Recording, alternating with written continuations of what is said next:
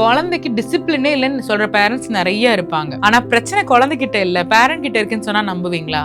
பேரண்டிங்ல மொத்தம் 4 ஸ்டைல் இருக்கு. ஒன்னொன்னா பார்ப்போம். Number 1 authoritarian parenting. ரொம்ப ஸ்ட்ரிக்டான பேரண்டிங். குழந்தைக்கு கைடன்ஸ் கொடுக்க மாட்டாங்க, ரொம்ப பிரஷர் போடுவாங்க. ஒரு குழந்தை தப்பா விஷயம் பண்ணிட்டா பனிஷ்மெண்ட்ஸ் கொடுப்பாங்க. இதனால அந்த குழந்தைக்கு low self esteem, anxiety, depression வரதுக்கான சான்ஸ் நிறைய இருக்கு. அடுத்தது அத்தாரிட்டேட்டிவ் பேரண்டிங். இதுதாங்க ஐடியலான பேரண்டிங் ஸ்டைல். குழந்தை நல்ல விஷயம் பண்ணும்போது பாசிட்டிவான வேர்ட்ஸ்ல அந்த குழந்தை என்கரேஜ் பண்ணுவாங்க.